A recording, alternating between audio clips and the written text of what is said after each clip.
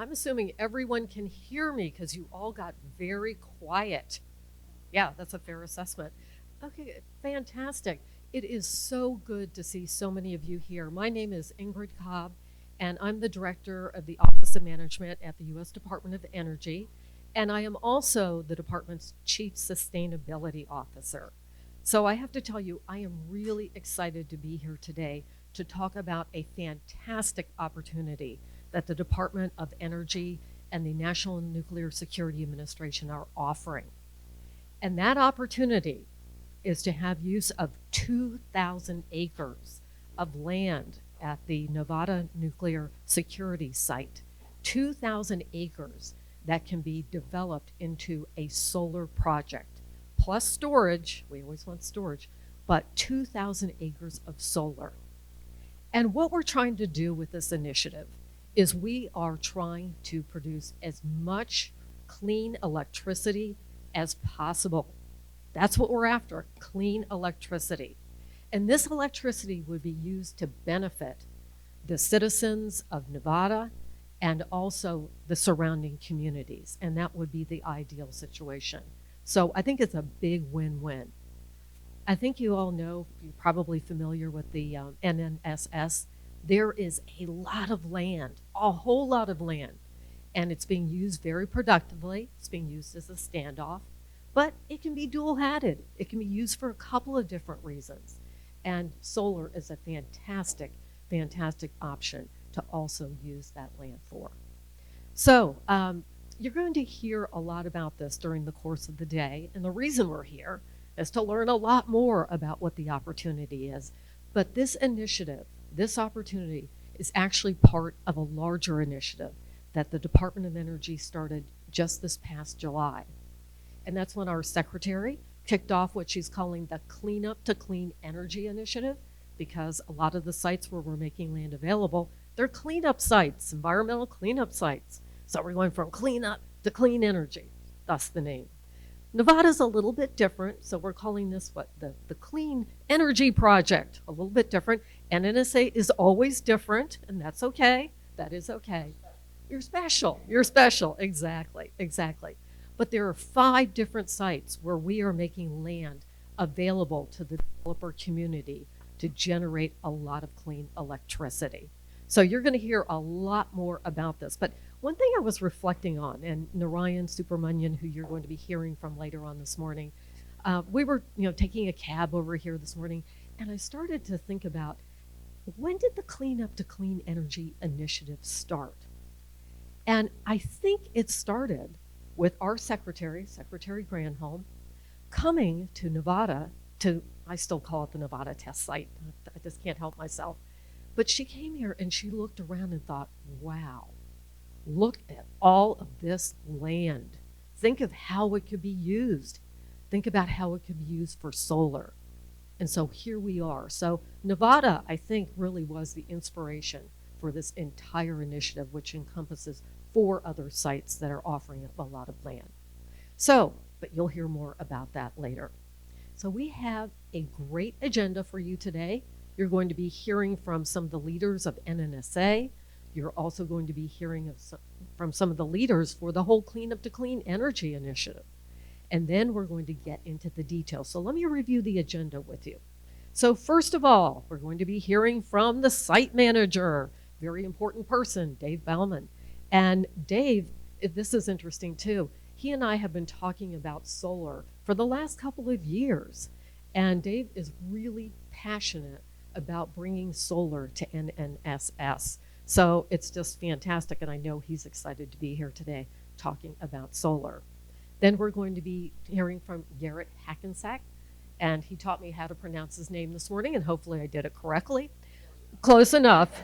All right, I'll get it right one of these days. I'll get it right. But the thing that I want you to know about him is he is a former Air Force general. I come from an Air Force family, so that's very special to me. And thank you for your service, long service to the country. We are then going to be hearing from the NNSA administrator and the undersecretary for nuclear security. She has 2 titles, very important role. Jill Harubi is going to be talking about her vision for this initiative. Then Narayan Subramanian, Narayan is the lead for this initiative, for the whole Clean Up to Clean Energy initiative, and he works directly for our secretary as an advisor. We are going to be going into a panel, and you can see our panel right here. These are the experts. They're going to be telling you about the land, what the possibilities are. They're going to be talking about NEPA, interconnection issues, security requirements that you need to be thinking about. So we're going to get into the nitty-gritty with this panel. And then the best part is you will have the opportunity to ask questions. You can ask whatever question you like, and we will do our very best to answer the questions. Then we're going to talk about next steps. Then we're going to board buses, and we're going to go out to the site, and we're going to take a look at this land so we can see it firsthand, so you know exactly what it is you'll be betting on. So that is our day, and then I was asked to also provide a couple of announcements. I have to remember to do these. First of all, if you have a cell phone, and who doesn't have a cell phone, please be sure to turn off the ringer. I remembered to turn mine off, so that was a good thing. And then there is plenty of coffee out front and bottles of water, so please take advantage of those. I think those were all my announcements, I believe. So I am going to get started with the first speaker, and that is Dave. Dave? Okay, thanks a lot, Ingrid, and good morning, everyone. My name's David Bowman, and I'm the manager of the Department of Energy Nevada Field Office with responsibility for federal oversight of the work conducted at the Nevada National Security Site, or the NNSS. So as Ingrid said, I'm very delighted to welcome you all here today to discuss a new and exciting opportunity for our site. A little bit of background, our site has been a part of the Southern Nevada community since the early 1950s, established during the Cold War and continuing to support national security until today. We have been and remain as a critical component in our nation's security complex. I'm proud to say that our mission today is as strong as ever, and the work at the site is growing in the areas of stockpile stewardship and global security. But we now have an opportunity to use our site for the benefit of the surrounding communities from an energy security perspective. The Clean Energy Project that you're going to hear about today is a first-of-its-kind effort for the Department of Energy. It will combine two of the department's major missions. It will allow clean energy development on a portion of DOE land previously used exclusively for national security. As a federal leader in clean energy research and development and the steward of more than 2 million acres of land, DOE has an opportunity and a responsibility to lead and identify creative solutions to achieve the administration's mandate to achieve 100% carbon-free energy production for federal facilities on a net annual basis by 2030. When Secretary of Energy Granholm announced this initiative last July, we were proud that the NNSS was among the initial 5 DOE sites named to host these facilities. So I want to thank everyone who is participating today. We are here to provide you with information and address any questions that you have. We value being a part of the Southern Nevada community, and we welcome this opportunity to engage with you about this important initiative. So I'd now like to turn it over to the next speaker this morning. Major General Garrett Harinsak is the President of Mission Support and Test Services, the management and operations contractor for the Nevada National Security Site. General Harinsak leads an organization of 3,500 employees that is responsible for executing over $1 billion of national security work on the 1,360 square mile NNSS. As you heard, prior to joining Mission Support and Test Services, General Harinsak served in the U.S. Air Force for more than 39 years. General Harinsak. Thank you, Dave. Good morning, everybody. This is an exciting time for the Nevada National Security Sites, and we as its managing operating contractor are proud to be part of this. Our primary mission is nuclear security for the nation. And we're helping to ensure the nation's nuclear weapon stockpile remains safe, secure, and reliable. And we're also working to protect the American people and our allies through our expansive global security programs. We are uniquely securing America's future. Our site is premier outdoor, indoor, underground experimentation and training user facility. And as you heard, 1,360 square miles, 864,000 acres. It's larger than Rhode Island. It's larger than 32 countries in the world, and it is the largest secured area in the United States. It's truly unique. It's remote. It's secure, and it's expansive. And as you heard, the Secretary of Energy has now called upon the Nevada National Security Sites to help secure America's future in a different way by providing a portion of our land for use in producing clean energy for the community and for our nation. I want to thank you all for your interest in the Clean Energy Project here at our site, and we look forward to a great conversation today. And I also want to thank all of you out there that helped to put this together, what a great crowd here today. So we're very, very excited about it. It's now my pleasure to introduce our boss, the Honorable Jill Hruby, who's sworn in as the Undersecretary for Nuclear Security of the U.S. Department of Energy and the Administrator of the National Nuclear Security Administration in July of 2021. She leads the NNSA in achieving our nation's nuclear security missions by ensuring the nuclear security enterprise is bringing cutting-edge science and creativity to sustain and understand our stockpile without testing, providing new technologies and procedures to lower costs and reduce the time to deliver all mission requirements while we're staying ahead of our adversaries and developing advanced capabilities to enhance nuclear security, arms control, and Navy reactors. With an extensive background in science and engineering spanning more than 30 years, Jill brings a wealth of national security experience to NNSA. Prior to her nomination and confirmation as administrator, she served as director of Sandia National Laboratories. She earned her bachelor's degree from Purdue University, go Boilermakers, and her master's degree from the University of California at Berkeley, both in mechanical engineering. She's authored many publications and reports, holds 3 patents, and received an R&D 100 award. She's also received the Upward Mobility Award from the Society of Women Engineers. She's a frequent participant in international dialogues, a spokesman for women engineering, and a mentor for many of us and all emerging leaders in our field. Ladies and gentlemen, the Administrator.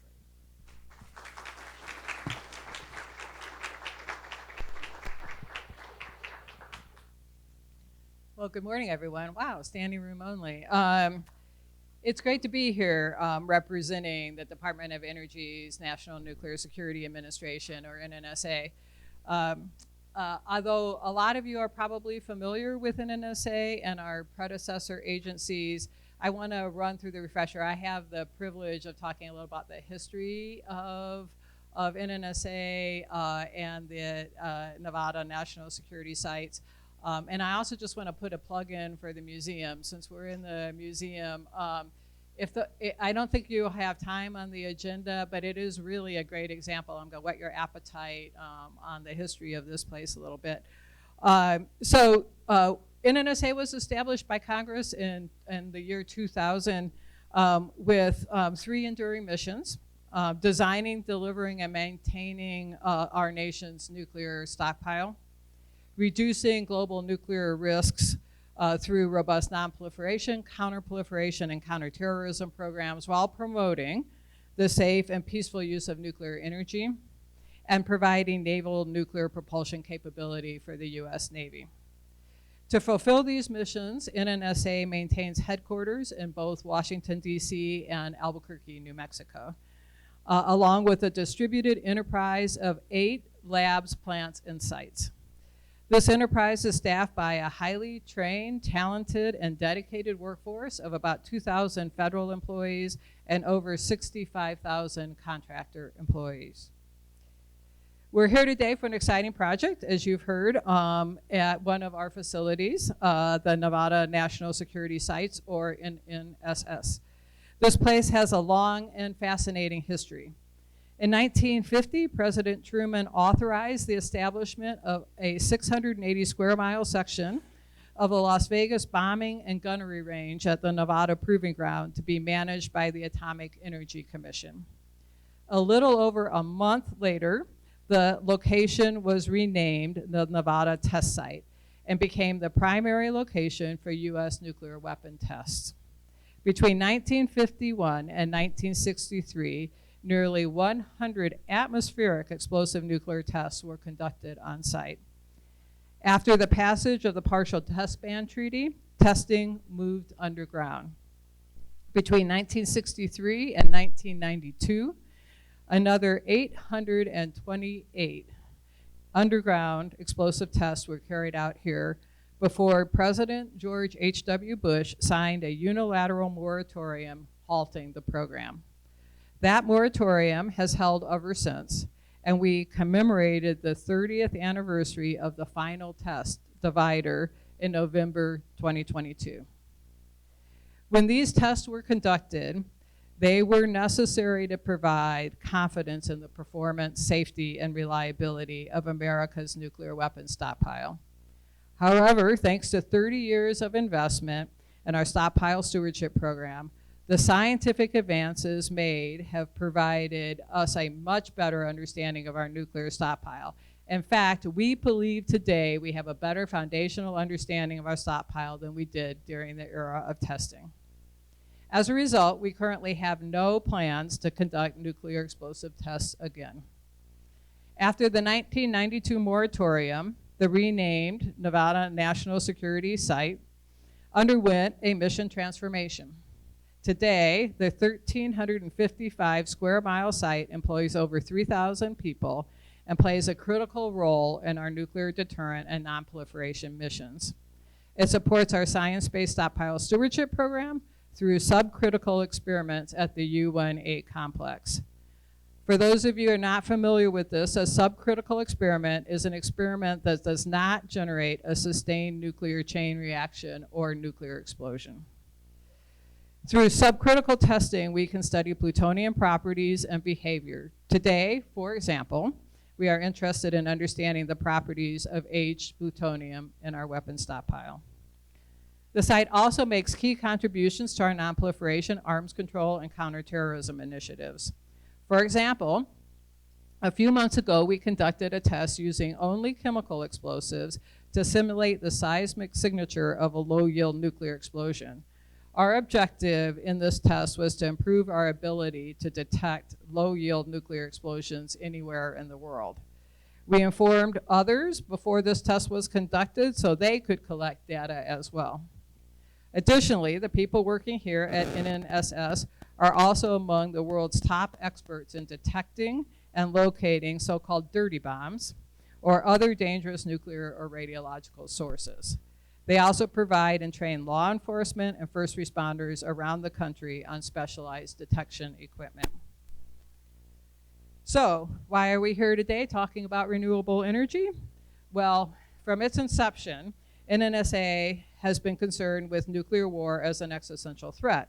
However, more recently, we have come to recognize a second potential existential threat in climate change. Most of NNSA's work in addressing climate change is centered on peaceful expansion of civil nuclear power. The United States and countries around the world are looking to nuclear energy to provide zero carbon baseload power. At the recent COP28 climate talks, 25 nations signed on to a pledge to triple global nuclear energy capacity by 2050. This growth will challenge our ability to safeguard nuclear materials and sustain the nonproliferation regime, and we will work closely with the International Atomic Energy Agency and others to do this well. And while nuclear power is an important ingredient to combat climate change, it alone is not enough. We need renewables. As part of the Department of Energy, NNSA wants to make contributions to reduce climate change. With an enterprise that spans over 2,100 square miles, we have the capacity and really the obligation to incentivize the growth of clean energy, energy efficiency, and CO2 reductions. Today's project is not the first foray into NNSA's first foray into clean energy. In fact, we were ahead of the Secretary Granholm because in 2013, we broke ground on an 11.5 megawatt wind farm, the Pantex Renewable Energy Project, or PREP, in Amarillo, Texas. 5 turbines began producing electricity in 2014, and we're quickly able to generate more than 60% of the Pantex plant's annual electricity needs.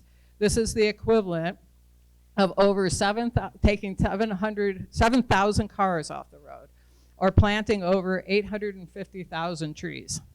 In 2022, PREP supplied almost 39,000 megawatt hours of electricity to Pantex and the local electric grid. We also have a utility scale solar array on another site. In January 2015, NNSA finalized an agreement with Dewey Solar to build a 3 megawatt array on a 10-acre piece of land at Lawrence Livermore National Laboratory. This agreement called for Dewey Solar to sell power to the Western Area Power Administration through a 20-year contract, while NNSA bought the power from WAPA.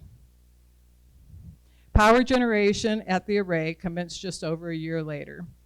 In its first years of operations, the array produced over 6,200 megawatt hours of electricity, enough to power 600 homes, and representing NNSA's largest ever purchase of solar power. These projects show we can make this initiative work here in Nevada, and we take our obligation to be good stewards of our sites and good neighbors to our local communities seriously. We are excited about the potential here. Secretary Granholm was here at the beginning of the month and emphasized the important role this state will play in meeting national clean energy goals, pointing out that Nevada is the #1 state in the nation for solar potential. I fully agree with the Secretary. Capitalizing on the potential here is a big opportunity. By the way, I keep secrets for a living, right? That's what I do, but it is actually, should be no secret that early in my career, actually, I spent time working on solar central receivers, power plants using media other than water, so it was the first foray into media that could be more easily stored. So I have a particular warm spot for solar power. We're open to what we put here, but just we do work on things at our sites, and when I was at Sandia, other than weapons, and I had the great fortune to spend a lot of my career actually working on solar energy. This will be the largest scale clean energy project we've undertaken on an NNSA property so far, delivering up to 200 megawatts of clean, reliable solar power to communities around Nevada National Security Site. This will provide good paying jobs, improve the resilience of the local grid, and strengthen our already deep bonds with the people of Nevada. To wrap up, I'd like to give just a quick rundown of where the project is right now. You're going to hear a lot more. Last December, a request for information, or RFI, went out to solar energy producers, which closed on January 12th. We received responses from a half dozen potential developers. A community engagement roundtable was held on January 16th. For next steps, we anticipate a request for qualifications, or RFQ, to go out on March 1st. This RFQ will include feedback from today's event, the RFI, and the January 16th roundtable. As Secretary Granholm likes to say, the Department of Energy is the solutions department, and we at NNSA are proud to be part of that. As this project moves into its next steps, NNSA and the Nuclear Security Enterprise looks forward to working with you on this important effort to build a more sustainable future. Thank you.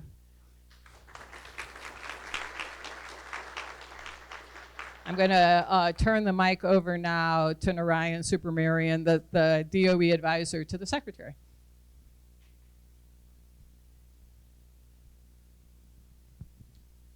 Thank you, Administrator Ruby. Thank you for your leadership, and thank you for supporting this initiative, which, as Ingrid and Administrator Ruby have mentioned, is very near and dear to the Secretary. Ingrid's absolutely right. I mean, Nevada was very much an initial inspiration for the Secretary to try to think about how we can be big and bold at DOE sites. And just about a week and a half ago, before the Super Bowl, I'm sure you all saw the coverage.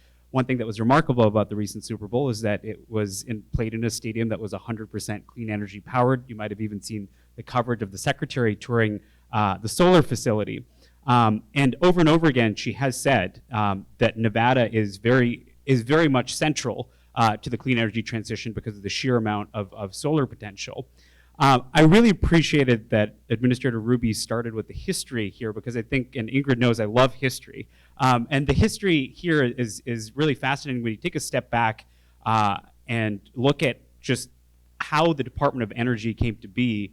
In 1974, when they, through the Energy Reorganization Act, they pulled the Atomic Energy Commission together with a bunch of energy R&D activities that were happening across the federal government. So there itself, there was an intent by Congress for energy and the nuclear security mission to be tied together. And one thing that the secretary loves to say, and she said this when she first kicked off this initiative in July of last year, is the beauty of it is it's a marriage of missions.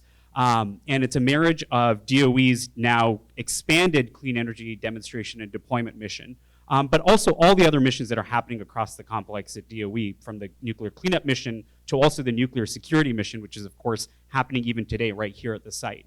But the point being that there's a lot of complementary expertise that could be brought to bear for an initiative like this. What DOE is offering through this initiative here is not just land for clean energy developers. If you come work with us, you also have the opportunity to leverage the technical expertise of the DOE program offices, the national laboratories, and also the existing infrastructure. That is a huge, huge advantage. So our request to you today, to the industry folks in the room, is to really help us think big and bold about how we can maximally leverage these sites to deploy clean energy. And one thing I'll note is just in the last year or so, the Edwards Air Force Base launched a massive solar project using about 2,600 acres of land, and it was about an 800 megawatt solar project that they kicked off. And here we're offering about 2,400 acres of land. And not that we want to get competitive with our other agency counterparts, but there is an opportunity to be big and bold, like the Edwards Air Force Base was. And that's also to say that it is possible to build a project like this on a national security site as well. It's been done before, and as Administrator Ruby noted, it's been done on a number of our new national security sites already within the DOE complex. So we're really, really excited about this because it's not too often, you can only know if you're inside DOE, but it's not too often that the NNSA works with some of our more civilian counterparts within the building working on clean energy deployment. And this initiative has intrinsically been rewarding for us to really bring all these different parts of the department together. And so you as developers also get an opportunity to be a part of that. So we're really, really grateful for you all being here today. Also want to give a shout out to the NNSS, the site folks, everyone that made this event possible. And I'm going to hand it back to Ingrid, who's going to kick us off. Thank you. Thank you, Narayan. Thank you. Okay, so I promised that we were going to get into the nitty-gritty, and we are now. And you know, I just fascinated by the remarks, and Jill, absolutely, Pantex was ahead of its time in putting up the wind turbines. It's just an amazing, amazing project, and they have benefited so much from them. So, but we're catching up with them. We're catching up. All right, so now on to our panel. And first I'm going to introduce the folks, and they each have a presentation. Then we'll get into the question and answer period. So first we have Pete Roderick, and Pete is the Associate Administrator at NNSA for partnership, because we're very much about partnership at NNSA, partnership with our contractors in particular, and our laboratories, and acquisition. But most importantly, Pete has been the leader for NNSA on this initiative from the very beginning. So I know he's really glad this day is here. All right, then, yes, big thumbs up. Then we have Heath Peterson. Heath is the guy who knows all the infrastructure issues and the interconnection issues, and he describes himself, you should know, as the power guy. So I was pretty impressed with that. So he's going to be able to answer a lot of those difficult questions about interconnection and infrastructure. Then Patty Gallo. Patty is our NEPA expert, which is saying a lot because NEPA is a very complicated subject, but she makes it easy, I promise you. So she's going to give you all the details on that. And then finally, we have Anthony Mendez. And Anthony is our security guy. And when you have a site called the Nevada National Security Site, security is important. So he's going to tell you everything you need to know and consider as you're developing your proposals for this opportunity from a security perspective. All right, with that as an introduction of our panelists, I am going to turn the microphone over to Pete Roderick. Pete.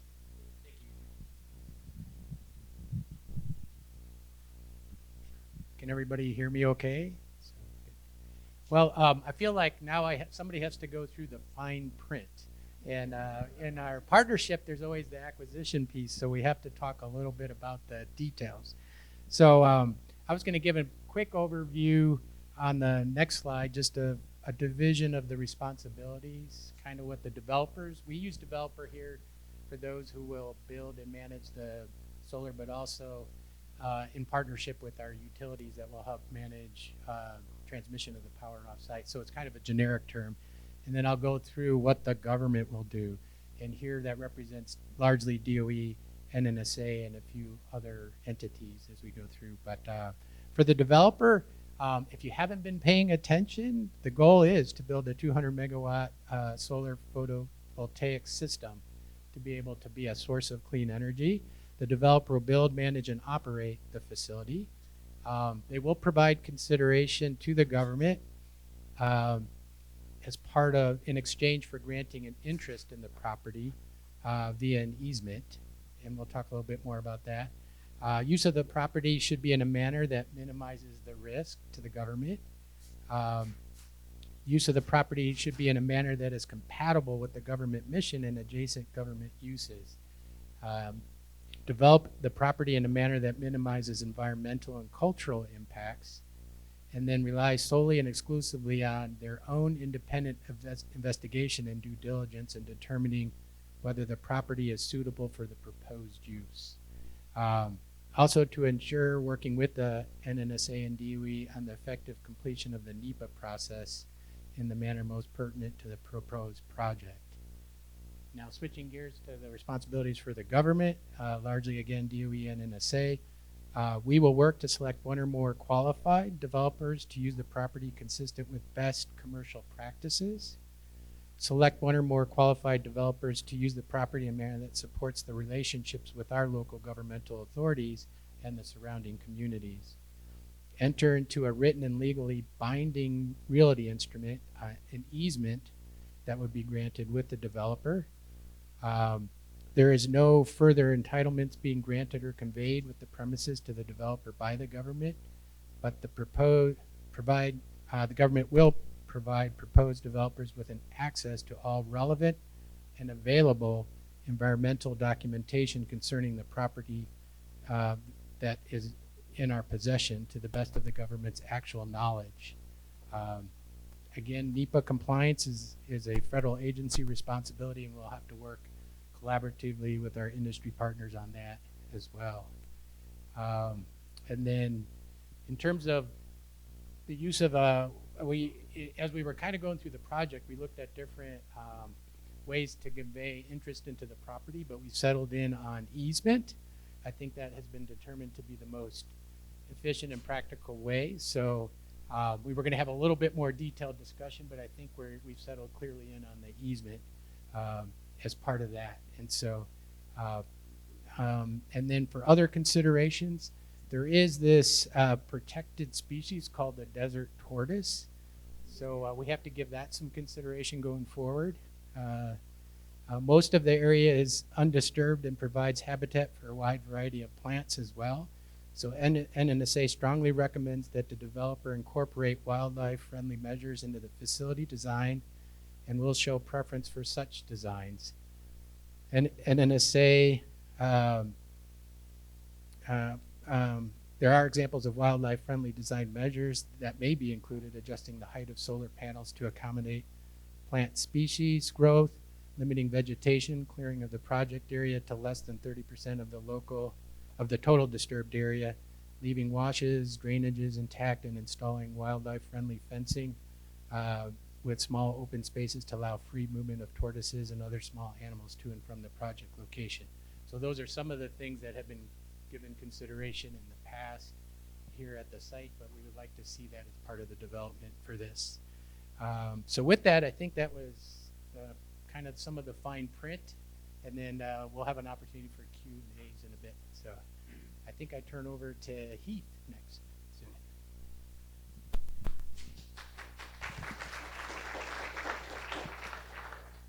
hello, everyone. I'm Heath Peterson. I am your power guy today. You will notice I will point out different things. I'm sure there'll be lots of questions. I'm here to answer that all day long, okay, so we can just jump right into it. To help orient what we're talking about when we say the site, we generally mean the NNSS, okay? There's many different areas. Those of us who work out here and deal with this all day long, it might not make sense to why Area 17 is Area 17 and why it's not 23. That's so we can tell who's us and who's not us. So what we're dealing with is out of all the areas, we're in the very, very south, right along the 95, okay? And when we jump into it here in Area 22, there's many other areas. So we're going to speak specifically about Area 22. So when we zoom in, we say, what is the project boundaries for this location? We say, where is it located at? Well, on the south, you see where the 95 is at, and where we're going to take you today on the bus is we're going to go past the Category, is what we call it, okay? And I think I will point it out right here. I'll move my cursor on the screen, right here. That's where we're going to stop. That's one of the stop locations, okay? So if you look east, west, that's where we're at, and a little bit north, okay? This location was chosen because of where the existing infrastructure is at and where it could be at. We have water, we have roads, and we have power infrastructure. That's all right there, and that's all for our NNSS use and purposes, okay? So along the south side, we have all the public utility lines that are there. MSTS maintains and operates all of this infrastructure and roads and water. So everything that's on site from the public utilities is maintained and operated by MSTS. So when we go forward, just to give you an idea for what it looks like, there's ABC photos. These are things that we have on there because we've had other projects in and around the area. So these are just showing you different vantage points that you're going to see today and later on. So the A looking south, B is looking south right off from what we call Mercury Highway, and then C is looking north. And then that's where we're going to stop at, out there. And that's where we're going to disembark. So when you fast forward and you look at some of these different things, I'll make sure that I point out where we have our distribution lines at, and where we have our NNSA-owned MSTS contractor maintained and operated power infrastructure at, and where the public utility lines run. So all of those are all in this region that are here. So to cover that, we have things that belong to NNSA and DOE. So our transmission system is a 138 kV system. To say it succinctly, we have the NNSS is fed by 3 public utility lines. We got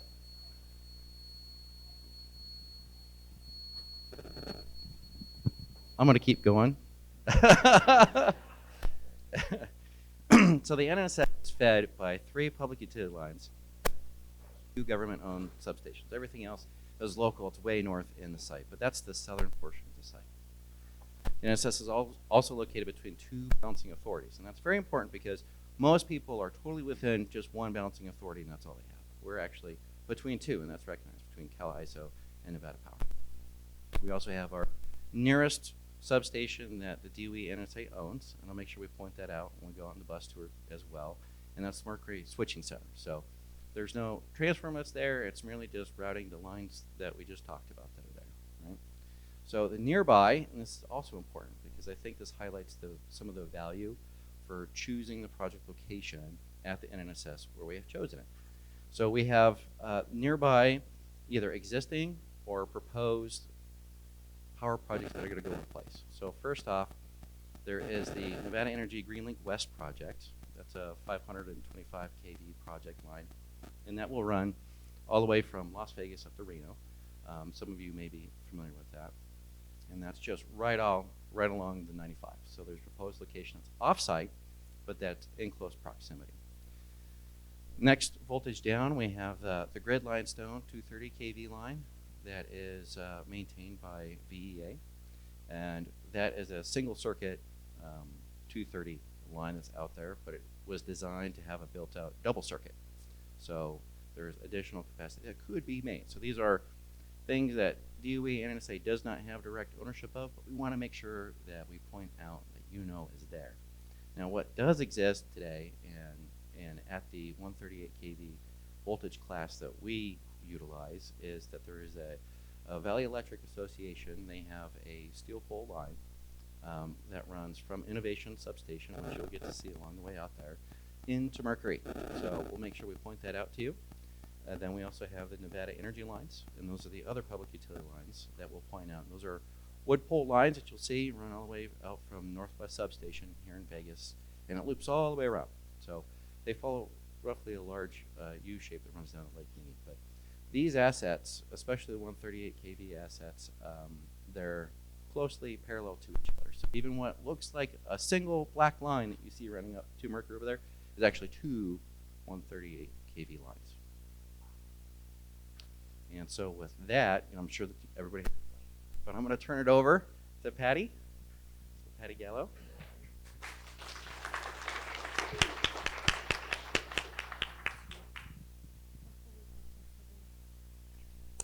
Good morning. My name's Patty Gallo. I'm the NEPA Compliance Officer for the Nevada Field Office. NEPA stands for the National Environmental Policy Act. This morning I'm going to be sharing information with you about the regulatory processes associated with this initiative, and in fact 3 key regulatory processes. The first one, NEPA, which I just defined, National Environmental Policy Act. The Endangered Species Act, the ESA, the National Historic Preservation Act, also known as the NHPA. These 3 laws govern federal actions, and compliance with them is a federal agency responsibility. The applicant or the developer will be responsible for funding all activities to support compliance with these laws. So it's important to note that this presentation only provides information on these 3 regulatory processes. That is, we'll not be discussing all the environmental requirements potentially applicable to the project. It's the responsibility of the applicant to identify and comply with all federal, state, and local environmental laws and regulations that are applicable to the project. So the first one here, the first key process is NEPA. NEPA requires federal agencies to evaluate the potential environmental impacts of a proposed action and alternatives to that action. The primary objective of NEPA is to provide the federal agency the information they need so they can make informed decisions. NEPA requirements must be satisfied before the project may begin. So it's a planning process for NEPA. This initiative will utilize the third-party contracting provisions in the NEPA implementing regulations. These provisions allow the federal agency to work directly with a qualified subcontractor who's hired and funded by the applicant, and they'll conduct the NEPA evaluation and produce the NEPA documentation. Again, the federal agency is responsible for NEPA compliance and the content of the NEPA documentation. And it's the federal agency that will make the decision to grant the easement to the applicant or not. But it's the applicant that provides all the necessary information so that the federal agency can make that decision. The next law we'll discuss is the Endangered Species Act. The ESA provides for the protection and recovery of endangered and threatened species and their habitat. The proposed project location in Area 22 is within the range of the Mojave Desert Tortoise, who Pete mentioned. It's a threatened species that's protected by the the Endangered Species Act. For this initiative, the applicant's going to be required to complete a biological assessment, or a BA, and they're going to be required to fund any activities required to complete that assessment. For example, if we need to do biological surveys to understand the density of the tortoises in the area, that's going to have to be funded by the applicant.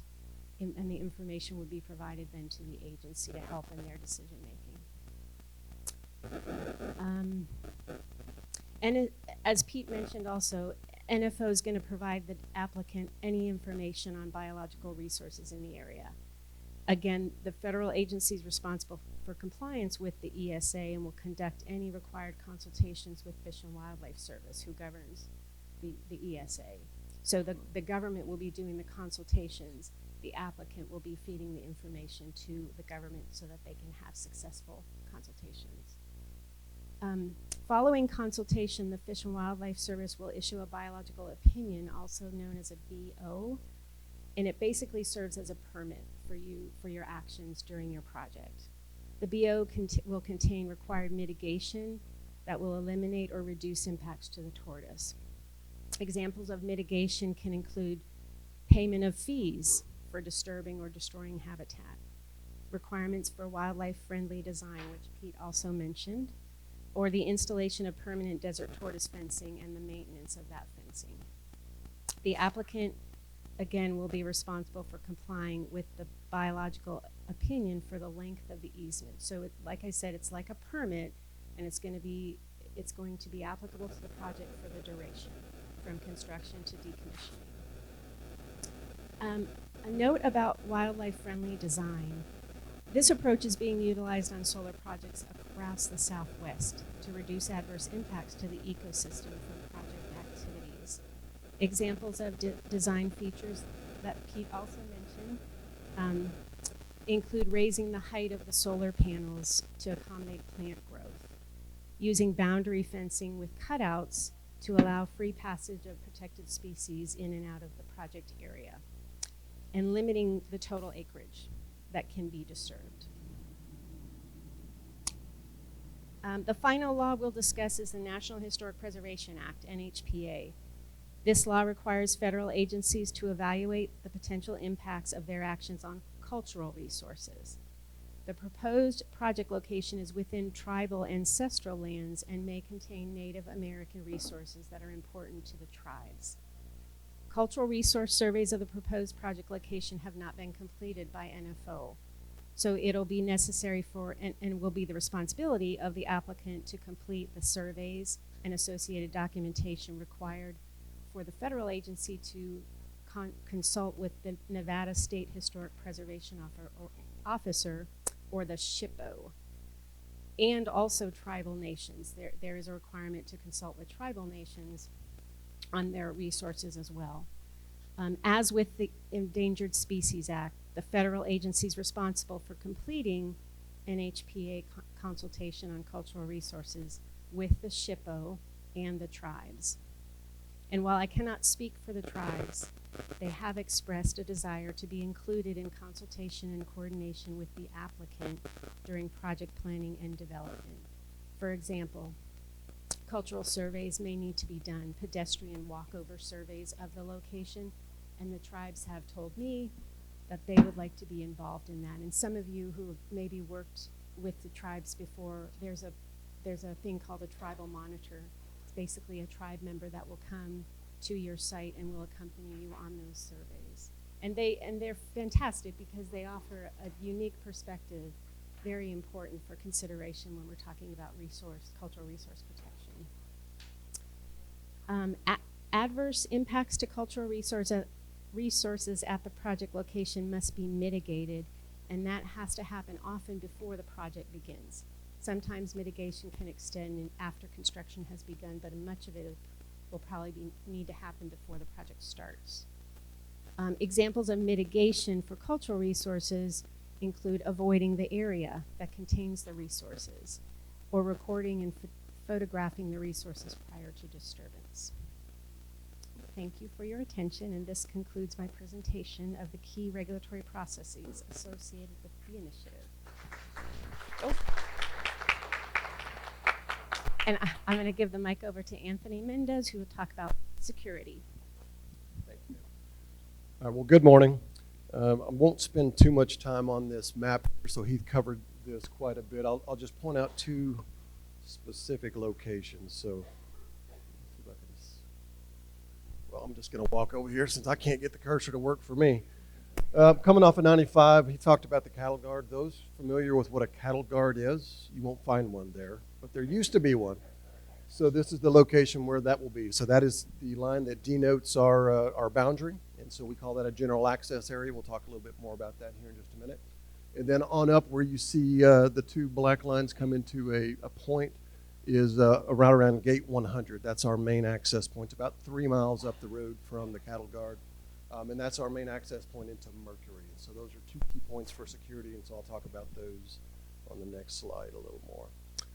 So obviously this is a Department of Energy property. On federal property, we have security requirements that we must meet. And so again, this is a general access area. From a security standpoint, this couldn't be in a better location for us. This is probably the most ideal location.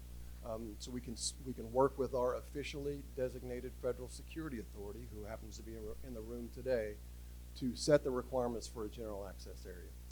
And so that'll become important here in a minute, because we're going to talk about the boundary that we would like the applicant or the developer to put in place. And so we want to make sure that around the green area that you saw, that we have some delineation of that boundary for the personnel that will be working in that location. I'm not familiar whatsoever with what it takes to develop or prepare or execute a solar array. So one of the things that we'll be requiring folks to have whenever you come onto the site is some sort of badge. Everybody that comes onto the site today has some sort of a government issued badge. We're not going to require that for this group, but we will ask the applicants or the developers to have some sort of project badge that we can share with our protective force personnel, so they know and understand who is actually authorized to be on site. Going past that cattle guard location, you have to be authorized. You'll see a lot of signage that points that out. And so we just need to make sure that that boundary is delineated with some sort of fencing, and so we're not going to necessarily dictate what that is. The ODFSA actually will approve whatever you guys would propose and make sure that it conforms to all the environmental standards as well. And then we just need to have a communication on what kind of project identification badge that you guys would be using. Again, federal property, we do have prohibited articles that cannot come on site: firearms, explosives, ammunition, rocket launchers, drugs. And I know in Nevada we are authorized to have marijuana, but on federal property that is not the case. Can't bring it past that cattle guard, so it's not authorized. We do have the Nye County Sheriff's Office on site. They do help with our protective force patrols in some of those areas, and they will help us enforce the laws there. So just make sure that you're complying with all of those. All personnel are subject to search when you're coming on site, so whether it's protective force or Nye County Sheriff's Office, who does do traffic enforcement on the site, that would be applicable to all folks involved in this project. We also have controlled articles. So prohibited articles are those things that you can never bring on site, the things that are listed up here. But there are some controlled articles that you can bring on site, like a personally owned cell phone, etc., that you cannot necessarily use all the capacities in these areas. So our double SP today, our site security plan, does not allow for personally owned devices to take photographs on site. So once you pass that cattle guard gate, you can use your cell phone for communications, but you cannot use it for a camera. However, knowing that we're going to ease this land out and it's at the furthermost boundary of the site, working with the ODFSA, assuming that you'll want to use your cameras to take photographs of your project area, we'll work those into to the requirements to ensure that if we maintain a certain boundary, that you'll have some capability in that location. Emergency response. So again, we have the protective force folks that protect the site, and then we also have a fire and rescue team that responds to all medical and fire emergencies. And so for this project team, we will just need to figure out how to coordinate with a POC. So that way, if we have a site emergency, or if there's some activity on the highway, or we need to get some emergency communication to anybody that might be working in the project area, that we have that dialogue. We've got a couple of different mechanisms that we can push out emergency communications to personnel. Even if they're not site employees, we still have the ability to sign specific people up for those emergency notifications, and we just need that dialogue back and forth with whoever your POC would be, so we can make sure we maintain that communication. And then requirements for others on and around the site. So we do support a lot of customers on the site, and then we are surrounded by quite a bit of DoD land. And So our group also coordinates and deconflicts all operations and activity. And so not sure what all technologies are required for this type of a project, but anytime you introduce a new technology, we just need to make sure that we understand what that is and see if it has any impact on any of the national security activities happening on the site or with our customers that are nearby. And so our group actually deconflicts that activity. And so anytime you bring a new technology on board, or as this kind of evolves over the years, if you introduce a new technology or a spectrum or a frequency or whatever the case may be, we just need to be involved in that so we understand any impacts to ourselves and surrounding customers. I think that's all I've got from a security perspective. Again, it couldn't be in a better location from our perspective, but we'll talk any questions you have as we go forward. Thank you. Okay, I promised you would have the opportunity to ask questions, and I am going to fulfill that promise, but first I have a few questions for the panelists, just to get things warmed up and started. So if you haven't already, please be jotting down what questions you have. So my first one is for Pete. So Pete, developers have lots of opportunities. There is a lot of land in Nevada and elsewhere at other sites, DOE sites, where they could be developing solar projects. Why would a developer want to come here to Nevada, to the Nevada National Security Site? This is your opportunity. I get to state the obvious. Nevada and solar go together really well. So I think when you think about the land under consideration, not the entire site is flat, but this location is relatively flat. And when you look at the location, including weather, it's very conducive to the solar generation. We've also, through our community day, we've got good community support. I think our local representatives, with the potential on economic impact with the governor's office, we've had good dialogue there. We've had good dialogue with our tribal representatives and others. And I think it helps the state meet its clean energy goals, as well as many of the other areas, other entities that are trying to do that as well. So there's very good local support. And then, as Heath mentioned, there is the site, the configuration where we put the property and how it's aligned. There are multiple pathways for power transmission beyond the site. Obviously, there needs to be some upgrades, but when you put together all of the geography and its location to the infrastructure that exists along Highway 95, it really is a great opportunity. And when we looked across some of the other projects, we're struggling a little bit, I think, with how to get that power to where it needs to go, but this seems to be the best alternative right now. So that is a really good point about the interconnection, because that is one of the very big challenges. And if it's easily facilitated or more easily facilitated here, that is a huge plus. Plus, Nevada, I was reading an article the other day, I think Nevada has the second most solar energy in the entire country. Only California is number one, so Nevada's number two. That's fantastic. All right, good, thank you. Okay, Heath, so we've been talking about solar, and I mentioned it once, but I don't know if I've heard it since. Solar plus storage. Can you talk a little bit about storage? Is it important? I think it's vastly important. And not only do I think it's important, it's probably the best to highlight something that DOE action and policy and announcements have done. So there's energy earth shots that the DOE puts on. There's a number of different ones. It's actually so important that there's one dedicated to long duration storage. It means 10 plus hours of energy storage. So anything that's along the lines when we say storage, there is the 4 hours local that we look at for a resiliency aspect for ourselves. There's different ways to maintain and meet that.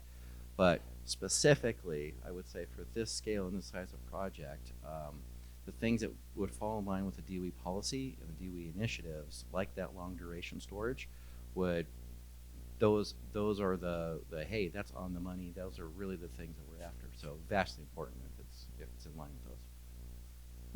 Yeah, absolutely. Totally agree with you, because this helps with our resilience, which is just super, super important. All right, so thank you, Heath. All right, Patty. Patty, you talked about NEPA endangered species. And I heard you talk about a lot of studies, a lot of different studies that need to be done. So for the developers, the potential developers, how long does this all generally take to execute? Because you can't start constructing until you've finished all the studies. Is that correct? Okay, so if you could talk about the time frame. Thanks, Ingrid. So yes, everybody's concerned about how long it's going to take.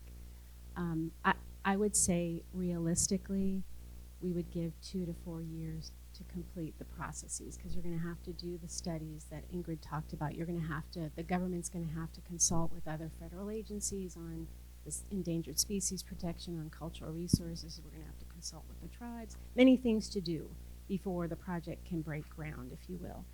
But I will tell you, so I said 2 to 4 years, but I will tell you that just last year, they changed the NEPA law, and they added some provisions into NEPA that put time limits on how long you can take to do these NEPA documents and all the studies that are required.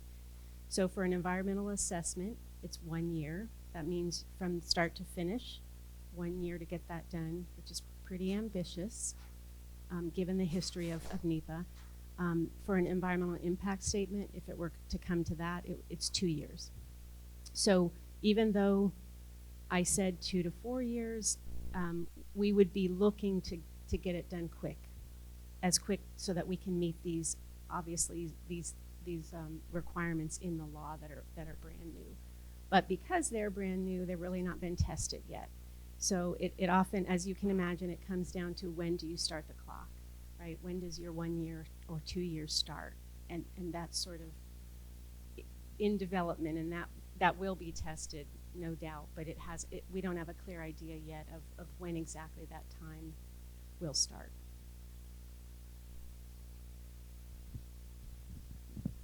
Okay, so Patty said, these are ambitious timelines. Well, we are ambitious, so yes, we want to meet those tighter timelines because we're anxious to get the solar array constructed. All right, and then Anthony, okay, so you talked about the security requirements, but one of the things I was wondering about, foreign nationals. Can foreign nationals be part of the personnel on site constructing the solar project? That's a great question because obviously we have requirements for national security site and who can access, who cannot.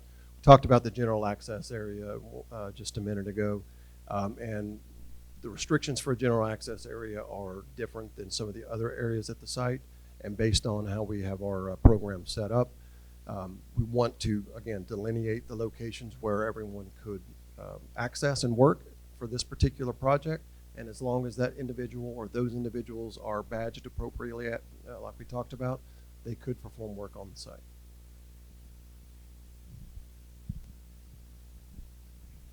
We're getting good at shifting this microphone over. We're pretty fast too. Okay, well, thank you for that. That's a good answer. Gives developers a lot of flexibility. Okay, so now we want to hear from you all. What questions do you have? And there is another microphone, thank goodness, that is available and can float around the room. And we ask that when you are asking your question, if you would identify yourself, that would be really helpful. And you have to use the microphone because this is being videotaped. So who has the first question? Right here. Thank you. Whitney Rubin with Doral Renewables. Why 200 megawatts? Where did that come from? I'm going to give that one to the power guy. I mean, that just seems sort of obvious. Yeah. I believe that's the most useful first metric to give it a magnitude. And that's different than a final figure or a number or saying, are you saying that's the final AC number or the DC number that goes with those on the panels? Largely what that 200 megawatt number allowed for was us to create a project location in an area that was suitable to meet the intent from the Secretary. So not a final figure, it was a helpful anchoring number for us. I think the message is don't feel restricted by that number. We want as many megawatts as you can possibly produce on the about 2,000 acres. So if that's a lot more, that's fantastic. Exactly what we want. Okay, who has another question? Ah, right here.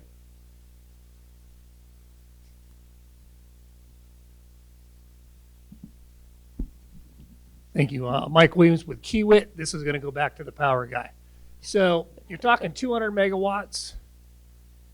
What type of storage, that battery storage capacity are you looking at this point?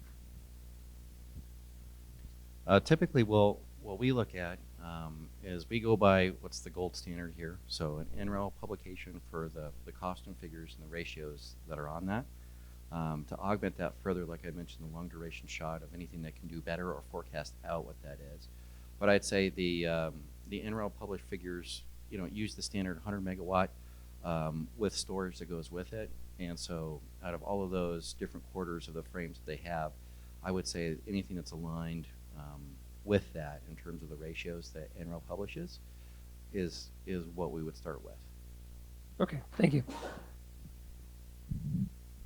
All right, thank you. All right, I think another question over here. This question is from Ms. Gallo, and I'm sorry, it's a multi-tiered question. You talked about the tribal monitors. Oh, could you identify yourself, please? Oh, sorry, Todd Schmidt from Nellis Air Force Base. Ah, okay. Question for you. Are those federally mandated? And if so, how many do you have to have? And if you have to have a tribal monitor, how do you adjudicate if you have multiple tribes that want to be part of that monitoring team? Patty? So they are not required. You're not required to have tribal monitors on your project. Our tribes constantly ask us for that, and unfortunately, we've not been able to fund that yet. And again, we have 16, as you know, we have 16, just like you have 16 tribes to deal with, and how you determine who comes out for what is a challenge. And we haven't faced it yet because we haven't had tribal monitors out at our site yet. I put in a plug for the American Indians because they ask a lot for involvement. They want to be engaged. They want to see what's out there. They want to help us. That doesn't really help you, I know, but it's not a requirement. It's just a suggestion, a recommendation. No, you did answer it because we've had some conflicting guidance on whether it was family mandated or if it was a need or a wish or a must. Yeah. And what I'm hearing is it is not a must. It is not a federally mandated guideline. So no, thank you very much. Very helpful. And thank you for that question. And at our different sites, so for example, in Hanford, Washington, there is a tribal community that is very interested in the land that we're offering there. And we're working very closely with the tribes. And we believe in consultation with the tribes, with the communities, because we want there to be support for these initiatives. So we're going to err on the side of involving folks and making sure that their concerns are being heard. So, but thank you for that question. Okay, there was a question over here. Hi, Ann Pungratz. I'm with the local law firm Sklar Williams. I know, always the lawyers. Mr. Mendez was talking largely about the physical security requirements for the project. Are there additional types of security requirements you have in mind, particularly on the cyber side? Okay, Anthony. I'm not sure why I always get the lawyer questions. So yeah, we talked a lot about physical security, which obviously is a big deal for us, but cyber is a concern for us as well. So that's why I mentioned the technology, the emanations, the camera usage, et cetera, because we do need to understand what we will utilize, what frequencies and networks those will be used on. And so there are concerns, but as long as we're working together and understand what those technologies are, our cyber team will review and we'll be able to make that work. And for us, from a cyber perspective, you will be operating on our networks, and that is obviously a big deal for them. Jeff? Morning, everyone. I'm Jeff Williams. I'm the Senior Counterintelligence Officer for the Nevada National Security Sites. So secret squirrel stuff, my purview, if you will. To kind of add on to what Anthony had said, also part of the consideration for those additional security requirements are also supply chain examination. So that will be part of the process. So that's a little bit more beyond kind of, I think, the purview of your question, but that will be part of the process as well.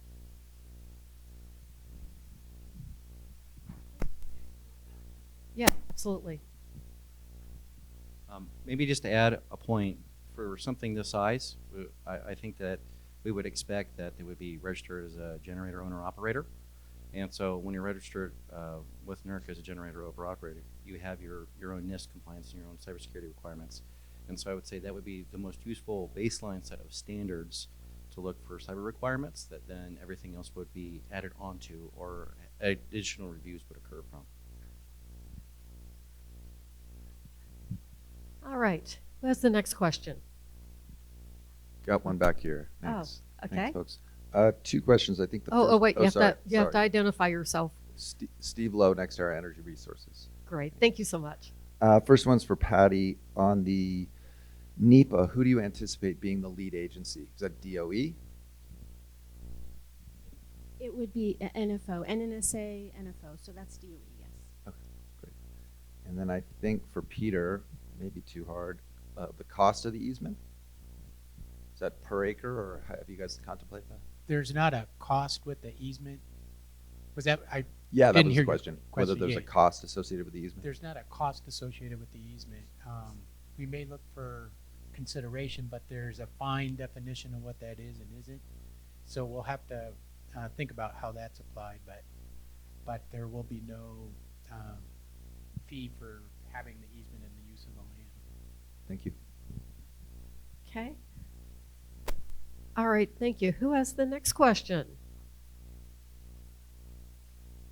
Okay. I have one for Anthony that I was wondering about as you were talking. So when we have these personnel on site and they're constructing the solar array, are they going to have the opportunity to go to other parts of the site? Short answer is no. So again, we talk about that boundary location, and part of why we want that delineation is to ensure that anyone operating in there is our authorized personnel. And so by keeping it at a project badge, you're able to work in that location only. So anything beyond that green outlined area would require a standard DOE access badge. And so that project badge would not get you past Gate 100, which was what we talked about just a bit ago. And so there'd be no expectation that anyone would operate on this project outside of that green boundary. Okay, that was a very direct answer. All right, thank you. All right, Pete, you were talking about money. So, how much money is the Department of Energy putting into this project? And this is going to be a direct answer too, I bet. Again, we are not appropriating any dollar. We're not asking to have any dollars appropriated for this. The initiative is set up on the concept of working in partnership with industry, and we believe, based on some of the other examples we have worked, that industry, if there's a strong business case, can make this work given the interest in the land that would be granted as part of the easement. Some of the details on some of the other considerations, whether it's NEPA or protection of the wildlife and species, those are things we'll have to work on with industry. But again, there won't be any additional funds appropriated for this project on the federal side. Okay, yeah, that is a very direct answer. And I can share with you that when Narayan and I briefed congressional appropriators, they asked the question of how much this was going to cost the department. When we said zero, they said, well, what about your time? You're here talking to us. But the answer is the department is not going to be putting forth any funding. It's up to the developer to pay for the costs of designing, developing, constructing, operating, and at the appropriate time, dismantling the project. Which leads me to another question that I don't know that we've touched on. and that is how long would these easements be for? Anybody want to know that? I'll bet you do, because it's going to be very important in getting financing. And the answer there is, and this one's a little hard for the department, but the easements could be fairly indefinite in time. But because we don't like indefinite things at the Department of Energy, probably we're talking 40, 50 years. It would be a very long period of time. And I know that will be important when you go to get financing. Okay. Oh, that made 2 hands go up. All right. Yeah, just to get back to that a little further. Oh, could you identify sorry. yourself? I'm sorry. See, if you don't identify yourself, there are 2 folks here who are saying to me. I'm happy to do that. Thank you. Good morning. My name is Rick Kasich. I'm with Bechtel. Oh, good. And I wanted to just dig into that easement thing a little further. When you first mentioned that being the vehicle that you chose, I got the impression that you had considered a variety of other options. I'm wondering if you could just say a little bit about how you came to arrive at saying the easement is the right answer. And I realize that we're here talking about this site, but I'm curious if that would apply to the other sites for the department that you're looking at this, or is that determination of using the easement vehicle unique to this site? It is not unique to this site, and you're absolutely right. We did look at other realty agreement instruments. We looked at leases, easements, licenses. I had never heard about a license, but that's also a possibility. And we decided to go with easements because it provides us with the most flexibility. It really does. Because a lot of the land at our sites, including here at the Nevada National Security Site, it's what they call withdrawn land. It's basically, in effect, loaned to us from the Bureau of Land Management. And so the Department of Energy has the flexibility of using that land through an easement. And so that's what we are doing. So it still provides, a developer with a lot of opportunity. My watch is ringing. I turned off my phone, but I couldn't turn off my watch. But it provides a developer, with the opportunity to use the land. We do have to continue to have access to it, but if you have a solar array, that is not an issue. And, and the tortoises will also have access to it as well. Very important. Yes, so we did consider different options. All right, we had another question too. Thank you. Whitney Rubin again with Doral Renewables. This is for interconnection.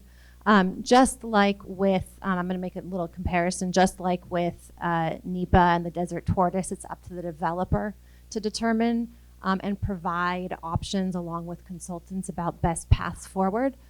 For interconnection, there's a lot of options. Some might be better than others. Is there any preference or location that DOE or the group here is recommending or would like to see happen or would not like to see happen? Okay, Heath? Sure, I think given the scale and size of this, it makes logical sense to go with as high as voltage as possible. And then when you dial back, if there's other opportunities that don't work at the highest voltages or lower voltages than that one, really when you get down to the 138 kV level on there or compare it to the NNSS load directly, it's not on the scale of 200 anymore. So to be maximally effective for the renewable energy goals that are in here, I would say that going big and going high voltage would be the default preference. And then depending on the success of those as you come down low and low, is that there's still, I would say, a minimum amount of success that would target the federal entities, local areas around us. That could also be handled differently, especially with the adoption of integrated storage that goes with that one as well for time of day use and overnight. But that the 138 kV assets that are there, we're still talking mostly those are still public utility owned and operated assets. And it's not until you get to Mercury Switching Center that you even get to an NNSA owned 138 kV asset itself. So going big and then dialing it back upon the interconnection types and agreements, I'd say probably the most other important aspect besides that is to the interconnection types and placements is that we're looking for something also that doesn't change and affect our registration status. Right now, the NNSS is not a NERC registered entity. It's not a transmission owner, operator, or a generator. And so we'd like to remain as a customer. And so staying as a customer is probably the most important and an assess characteristic for this type of effort. Oh, I think you're going to have to do it. The follow-up question, and I'm usually really loud, so I thought I could make it work without a microphone. If and when we do our own studies to determine where we think would be best, is this something that we work in coordination with to show those studies, to see what we see as capacity, or do we just choose a location and submit it, for example? I'm going to go and say what is what is typical to me on the MSTS side for the federally funded projects. And of course, this project being different, it'll probably have different nuances to it. But the way that those would typically work is that the MSTS, being the maintainer and operator of the power system at the NNSS, would be the central point of contact to work with the public utilities, and we perform our own power analysis and studies that are on site. And for our own purposes, we also work collectively with the public utilities when they have other projects because of where we're located at, like I said, between two different balancing authorities. So if there's other large generator assets, in the past we've done integrated work with the public utilities for their remedial action schemes that have taken into account the 138 kV assets that are on the site. So we have experience working with and locally within our region on there, and we perform our own studies. Something like this one, I would say, would be the value of working with this location is that you're not doing it, I would say, in a vacuum, and that there are people such as us who you can work with or ask questions of, and we can always get you more answers to. Okay, thank you, Heath. Yeah, and I think that in his remarks, Narayan talked about one of the benefits to doing business with NNSA and the Department of Energy is we have a lot of resources. We have, like scientists, we do a lot of research, and having access to that kind of information is, I think, really a huge, huge benefit and another reason to do business with the Department of Energy. All right, more questions. Oh, right here.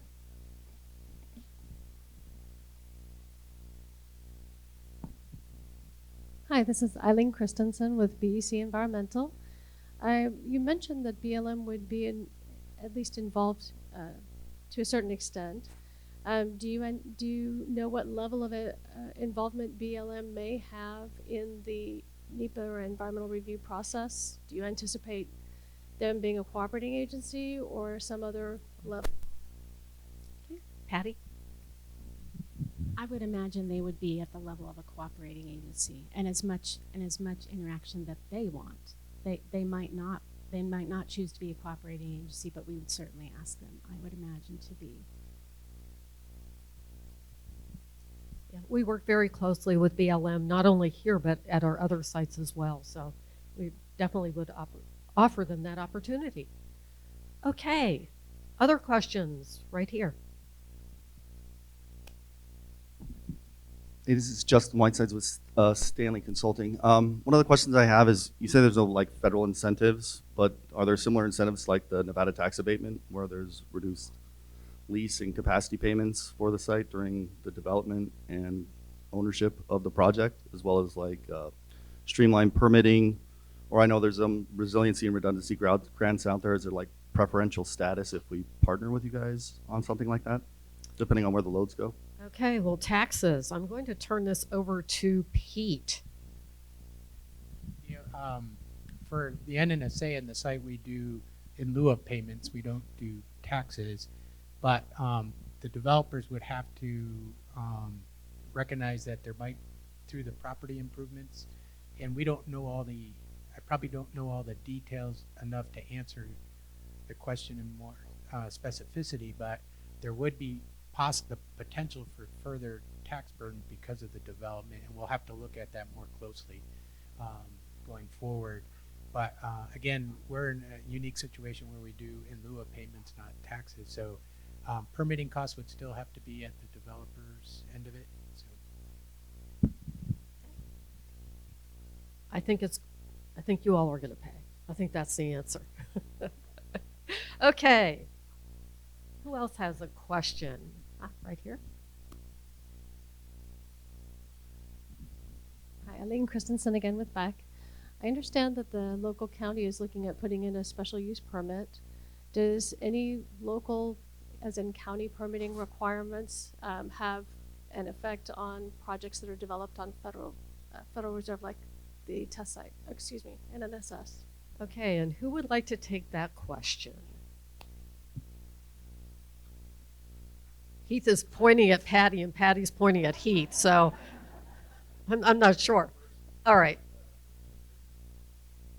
I would say that part of even the selection on the magnitude of this one was also looking at the documents that have been produced historically. You know, there's been more than 10 years of, I'll say, more recent solar studies that have been done by the county.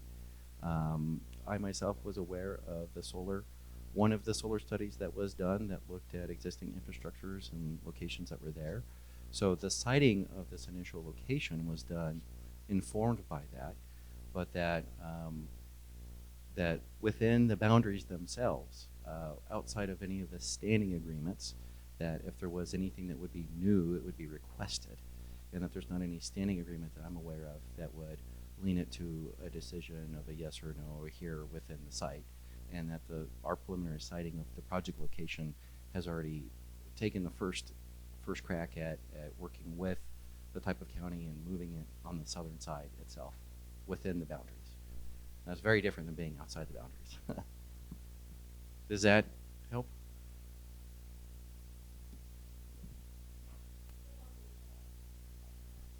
Yes.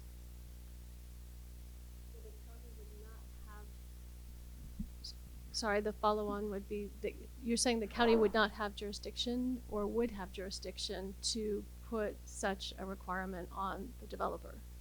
To my knowledge, everything would remain in effect like the same way that we do with Nye County Sheriff's Office and the other officials that we have with the state and the county. I'm not aware of this project requiring something different or new, but certainly I would say that we would be open to requests of any questions or asks or entertaining producing some answer to that. I'm not sure if this is what you're getting at, and I'm not sure I know the answer, but are you asking basically, are there local regulations you would have to comply with because we're on federal land? Is that what you're asking? And I hate to put you on the spot, Brian, but I'm not certain if local environmental laws apply to federal land. I'm not sure, but I can tell you we do work closely with Nye County. The site is wholly within Nye County, and they're always involved in our planning processes for NEPA and consultations of that sort. So Clark County as well. So we do consult with them, but I don't know if they can legally impose requirements. I might have to just get back with you on that one. I'll take that one down and get back with you. I apologize. All right, thank you. We will definitely look into that question. Thank you for asking that. Sir. Yeah, Jimmy Daglian with NV Energy. A couple of questions. One is maybe directed to Heath on the Gentai, and I think the question was making an attempt to answer that. Have you looked at the distance where the substations are going to be located and the distance required to do like a line fold or to connect into a substation? And maybe available capacities at those substations. I don't know if you've done that, but if you do, if you can share that information. And then the second part is going back to the county, Nye County. Also look into if the county is going to be looking for a development agreement in addition to an SUP. Understanding is yes, so just may want to ask that question. Thank you. Sure. To the first point, I would say that by even just bullet listing out the different voltage classes that we're aware of, points the direction to the magnitude scale for what are connection options there. And because we're not the owner-operators of any of those lines, but that the project location is on that site, that any of the standard utility practices that would follow for those connection agreements, that we'd be totally available to. So a substation location siting within the site boundary and within the project location would probably be the number one. by pointing out those lines and having that project boundary, you're easily within just a few miles of being able to do any line calc in between the substations for the flow that's there. And depending upon what's existing or what is proposed as a connection location between those as well, I'm hoping that answers your question in terms of the studies and things that need to be happen. Those would all be forthcoming, I think, from the developer as well and presented to the proposed interconnection tie points. And there might even be more than one if there was different intended points as a gen tie. So working with the transmission owner operators and being either an existing or new generation owner operator also has different possible connections. So whereas you might just want to do one and get it offsite to the public utilities and have it route through the standard mechanisms back, that is one path. Like I said before, the NNSS probably wouldn't want to be in the middle again of a NERC generator to a NERC transmission owner. I would say that receipt of a single tie-in that does not place the NNSS in a different registration base, where maybe there was a 138 tie in addition to a different interconnect off of a resiliency aspect on there, that might be entertained. But I would say any of those more than a single location on those would be open to, but would have to have supporting studies and be shared with.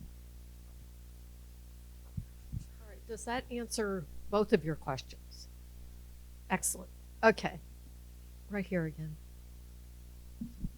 Justin Whitesides with Stanley. Do you guys have any restrictions on like vendors, suppliers, labor pool for these types of projects? I know that the Chinese source material and the integration into battery technology is something that's kind of a major topic, but I know there's Buy America clauses out there, IBW. Right? Okay, Anthony talked a little bit about technologies, introducing new technologies, so I'm going to go to Anthony. So for the physical security restrictions, it would be no. What I don't know, you're talking about bringing in certain labor groups or buying from a supply chain perspective certain materials from locations. Yes. Yeah. So that's actually a lawyer question. So but it's not work that we're performing on the site. So this is new work being led by the federal government, and so it would not be work that our unions would be covered under. So I don't believe we'd be looking at a conflict, but obviously that's a good question for us to take back to our legal team, since it's not our work. Okay, Pete wants to jump in, and then I'm going to jump in. I don't know that I have a more specific answer, but maybe we do have a attorney or two on our end in the audience as well. But because it's not being procured as a federal procurement, we're just qualifying. I do not think the Buy American Act would apply, so that wouldn't be a requirement that had to be met. Yes, that's absolutely true, because this is not a procurement. It's a realty agreement. However, we do have a preference for American-made products. There's no doubt, and so that is something where there would be a preference stated. Absolutely. Okay, good question. Very good question. All right, we have another question over here. Jimmy Daglin, NV Energy again. Just maybe a follow-up. Is there an intent for this facility to serve Nevadans, or is it going to be potentially tied into CAISO and export that to, Western energy market? Is there like a general purpose, intent, or anyone who's willing to build it can serve load in the Western United States? Thank you. Okay, I am going to the power guy for this one, because I know he has thoughts on this. I think that there's the different entities have different goals in mind. So the DOE overarching goal of producing as much as possible is a very different one than the group of stakeholders in more local regional markets, right? So I would say that the location where we're at, the interconnection would show some of that, right? But that even if it does connect and flow through the CAISO market, through that market, does not even mean that all of it goes to California, because unlike other markets, that there's the state delineation for like where Valley Electric Association is at. So they're a part of CAISO, but they're still within Nevada, right? So I would say any of the loads, and all of the loads being predominantly dependent upon what the connection voltage is, even if it was on a 138 side, that it would stay in Nevada predominantly, and that it would tie outside of the state only depending upon what the voltage class and the common connection points and the power flows themselves. And so where you tie at and what you tie onto is, I think, what would most closely show what the true intent of the developer would be, and that the DOE and we here are just making sure that everybody's aware of the full set of opportunities. Does that help? Oh. We do have a preference for it being for the community in Nevada, but we understand in a modern grid that may be an academic exercise that I don't know we have supercomputing power to figure out. But you know what I'm saying is, but our preference is under the initiative, it's to be power for the community, and statewide. We define that as Nevada, right? Absolutely. Yes, Pete is exactly right, but we do want to make sure that the local communities benefit, whether it's from more clean electricity or for jobs. We would really like to see a situation where local folks have the opportunity to work to develop a solar array or what have you. And this is at all the different sites where we are developing clean energy sources. So we're going to be looking to developers to help us with that, and also working closely with tribes. That's very important to us as well. We want this to be a big win-win for everyone involved, for the community, for the tribes, for the developers, for the public, for DOE and NNSA. That's what we're looking for. We want it all. We want it all. And we think we can do it. All right. Who has another question? You all are asking really good questions. Really, this is our third information day, and you all have the best questions. I'm not making that up. Not making that up. It's true. It is true. We were at Idaho, and all they wanted to talk about is nuclear there. But yeah, go figure. It's a nuclear site. So, okay. Any other questions, sir?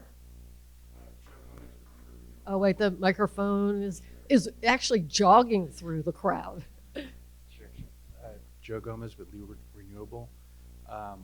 Water. Is the NNSA site willing to provide water? Okay, I know exactly where to go for this question, because he pointed out to me that he wanted to talk about water. Heath. So in the project location up there, we have something called Army Well. We have 4 aquifer basins that are on the site, and we have withdrawal, and we work with the state on that, right? The millions of gallons per year that we look at, right, and that we use for our missions on the NNSS, very different, and those permittings are allowed for us. So something that uses an active water cooling that's to the tune of 1 million gallons a day, those are things that I think are less applicable or realistic. So we would look for the low water usage type of technologies with a preference to those. So anything that needed a thermal cooling, or we're not by a river, we're not by a lake, we don't have those assets, so we don't have any of those types of high quantity water usage availabilities that other sites might have. So anything that works with an aquifer system, not a big deal, I don't think, for the terms of cleaning or a general use, but not for an active thermal management flow that's many millions of gallons a year or anything like that one. So there's I won't say there's a hard restriction, but that there is those requests could be made, but it's an aquifer system that is very tight. So we would lean to the side of next to zero or as little as possible.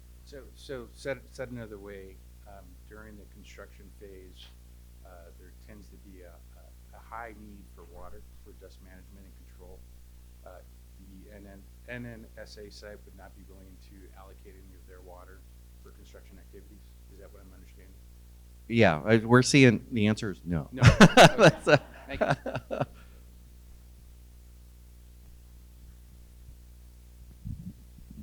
All right. Other questions? Oh, it's like third time. This is great.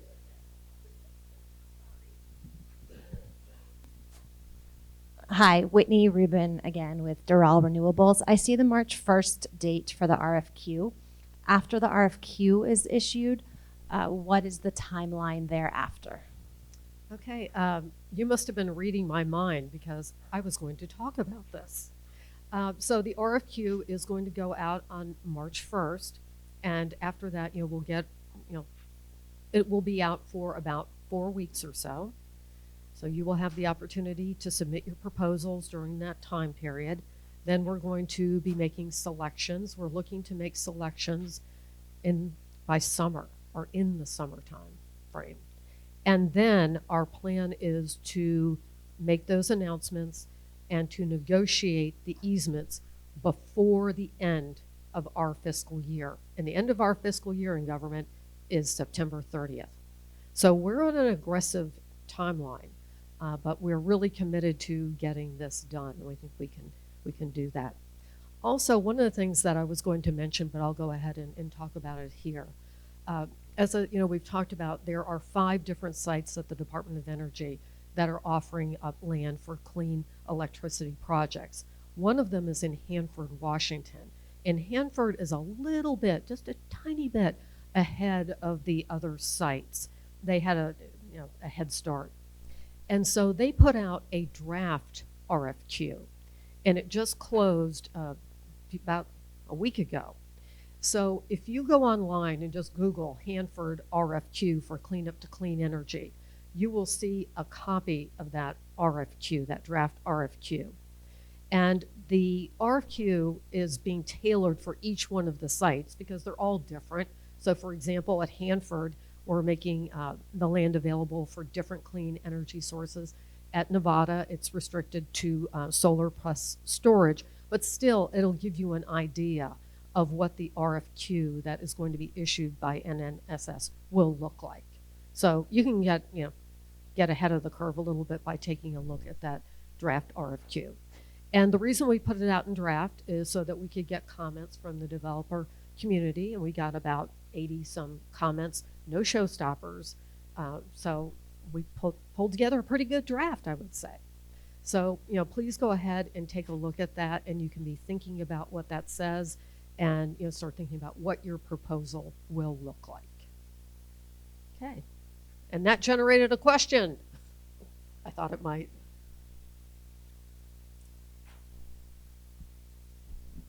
Is there Jimmy Daglin and Energy, is there a timeline from the time that the permits and easements are granted to the developer needs to execute the construction of that site?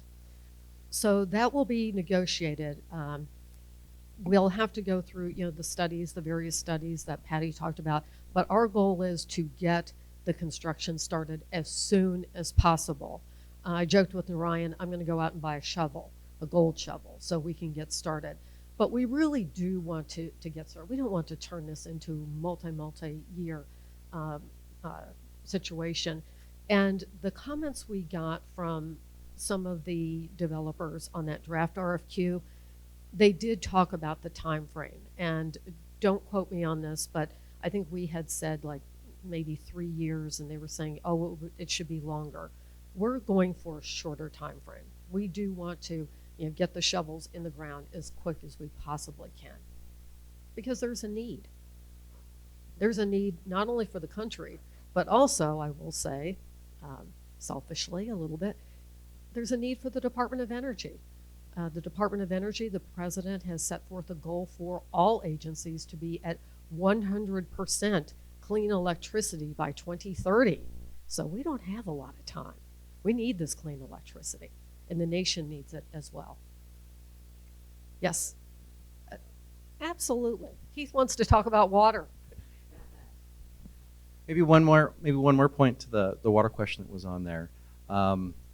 There's an engineering answer, and then there is always the political answer, right? So the engineering answer of what can be done, is dependent upon really how much water is there and what we use and what magnitude of change and things like that one. We use water for our own purposes that are there. That's the reason why we have the well and the storage tanks that are there. It accommodates our own uses. And to that end, I'll say what is typical for the M&O experience is a full cost recovery. So anything that we use or that we partner with anybody, any service that's provided is paid for through a full cost recovery mechanism. So whatever it takes us to do that one for someone else, that's how it gets recovered. And then, so that is, I think, probably a better delineation that you can say, what is a feasibility in terms of a technical engineering sense? And you say, well, you're stuck with an aquifer and limited amounts that you can withdraw. And what's actually available in addition to what we use, and we say, well, that's used for our purposes. So anything that would be in addition to that one or tax that one would have to be addressed by additional lawyers and a larger team, but that's the mechanism I wanted to say that we're familiar with at the site.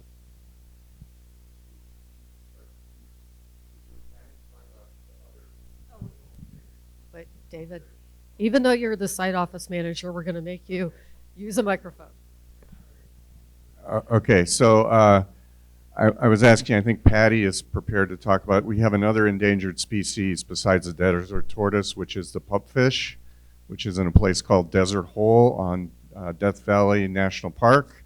And apparently there's concern about how our aquifer levels might affect the existence of the pupfish. So I'm going to turn it over to the experts to talk about that. Okay. Patty, tell us about the puffish. And I don't know that I'm an expert in this, but I knew a little bit about it. So it's, as Dave said, it's the Devil's Hole pupfish. It's an endangered fish that's pretty small. It is not located on our site, and it is nowhere near where you would be doing business. However, when we did our environmental impact statement in 2013, we looked at many different options, some for solar, and some were for solar like this, a private entity coming on our site to do business. The specific area that we're proposing in Area 22 of the site, at the time in 2013, they didn't evaluate a commercial facility where we're asking you to put it, specifically because of the Devil's Hole pupfish. At the time, there were state laws or policies in place. Again, I'm not an expert, but there were policies in place within a 25-mile radius. You had to show that if you were going to pump groundwater out of that aquifer in Area 22, you're going to need to show that it wasn't going to draw down the habitat that the fish lives in, which is, I don't know how far away, but it's in Amargosa. It's not right there at the site. It's a little ways away, but as you know, things are often connected subsurface, in the subsurface. So the idea, the concern was, at the time, a lot of solar facilities used a lot of water, and there would have been a big drawdown of that water that might impact the pupfish, and obviously that could not happen because it's an endangered species, and I think it's the only place in the world that this pupfish is. So that wasn't going to happen at the time, and so we didn't even evaluate it in our environmental impact statement at the time. But I've been told that solar power facilities don't use as much water as they once did, and I also know that the state policy, or whatever they're calling it, the policy has changed, and this 25-mile radius thing that we talked about back in 2013, it no longer exists. So that will be something to consider when we're talking about water use and the water that you might need. We'll just have to check with the attorneys and check the state regulations to make sure that we're not, if we were to sink a well, if you were to sink a well and you're authorized to use the water, we have to just make sure that that is not an issue. Is that what you wanted me to cover, Dave? Okay. Thank you, Patty. Okay, we have another question. So Justin Whitesides with Stanley Group. In regards to bidding into this RFQ, I mean, what is your guys' preferred status? Do you recommend coming in with a teaming arrangement already fully built out from cradle to grave, right? De-risking the site all the way to construction? Or are we able to bid in with our specific area of expertise, get pre-vetted by you guys, and just be readily available so that whoever, the team can kind of come together after the fact? Does that question make sense? I think it does. I'm going to start to answer the question, and then I'm going to ask Pete to add on. But what we're looking for is like a proposal for a fully developed project. And so we encourage you to team up. And at other sites, what we have seen, for example, are developers teaming up with local tribal nations. So that's a possibility. It's also a possibility to partner up with a company that wants to be an off-taker. That was a big issue up in Idaho. It's a little bit of a different situation there, but yes, if you want to team up, that is fine. But if we bid into this just standalone as like an engineering firm, are we going to be readily available to other people to say, hey, these people bid in, they have an interest. If you need this skill set, this entity's been fully vetted, and you can come in, or we have to go create our own relationship? You need to do that ahead of time. We're looking for projects because, as I said, we want to make sure that we're getting this the solar array constructed as quickly as possible, or I should say that you're getting the solar array constructed as quickly as possible. So all the teaming needs to be determined ahead of time. So get started now. Lots of developers here, so you all can connect, especially on the bus tour. Sir. James Denny with Stanley Consultants also.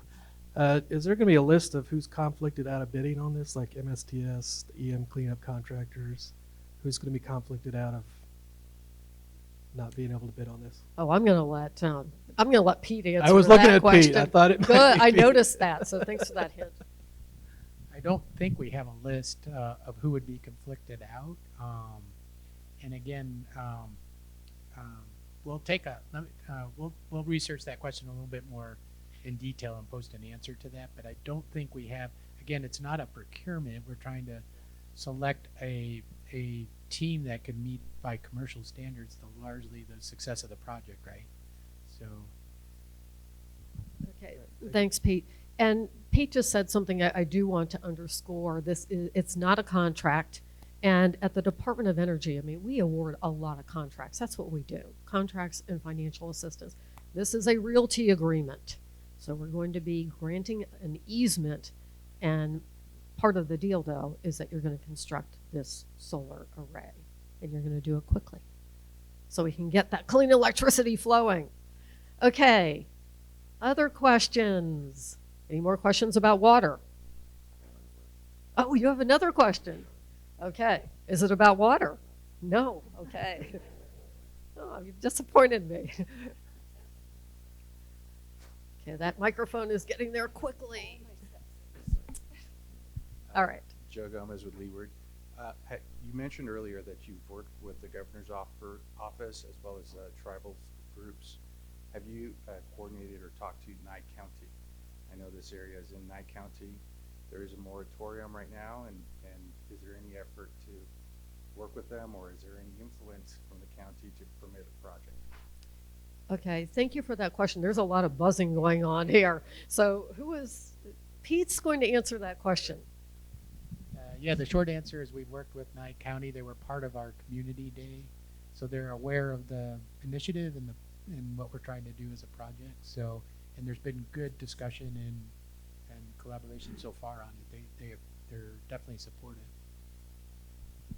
All right, thank you for that. And I have to say that, with the 5 sites that we've been working with all across the country, and they're in Washington State, Idaho, South Carolina, New Mexico, and of course here in Nevada. And Narayan and I have talked with lots of congressional staff, lots of governor's offices. And I have to tell you, to a person, all we've heard is tremendous support. Because what is not to like? Clean electricity, jobs for the community, opportunities. It's just, it's like I said earlier, big win-win for everyone.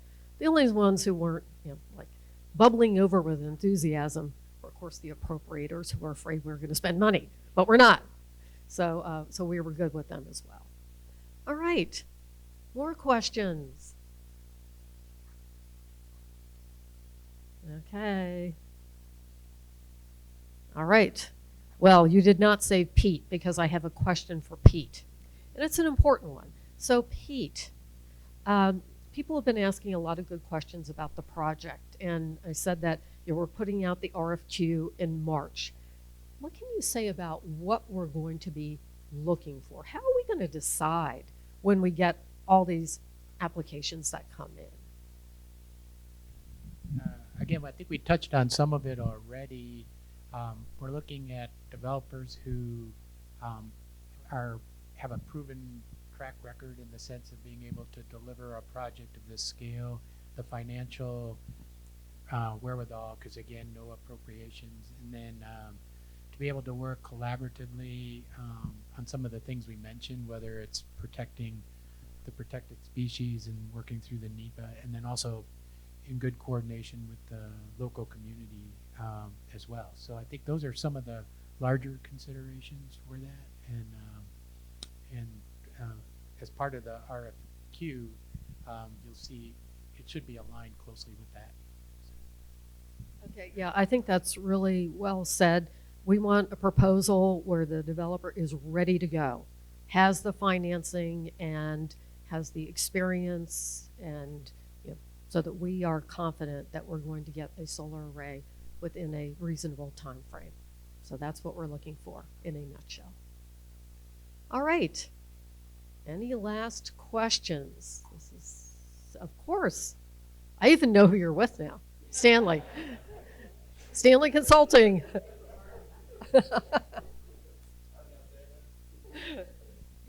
I'll let you off the hook. Justin Whitesides with Stanley. Is there any intent to award this to like multiple bidders, just with the number of complexities, including who's the off-taker going to be, where you're going to intertie, right, readily available technology? I mean, are you looking at locking this up with like one entity? Because I mean, even looking, getting an LGIA and securing your place in line, doing some of these de-risking things, I mean, like your environmental stuff is going to be the same anywhere you go with, hopefully.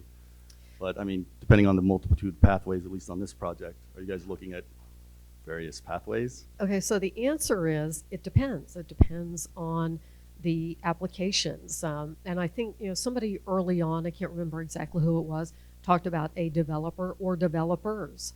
And so we're flexible, we're open, and we want to see what kind of proposals we get. So there could be opportunities for more than one easement. But that remains to be seen. All right. Anyone else? Have we answered all your questions, all your burning questions? Wait, I got one here. Oh yeah, the bus ride. That's when we're going to get the real questions. Okay. Yes.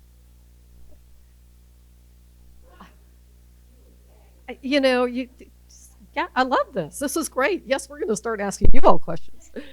Here you go.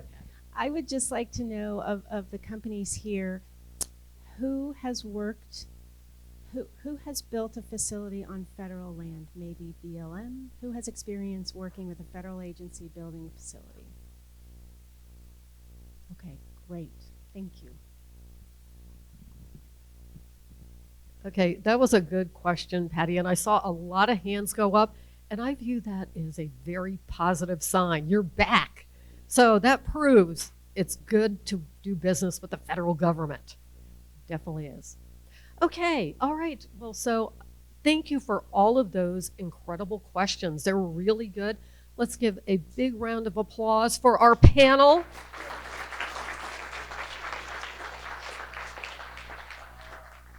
Okay, so the slide says next steps.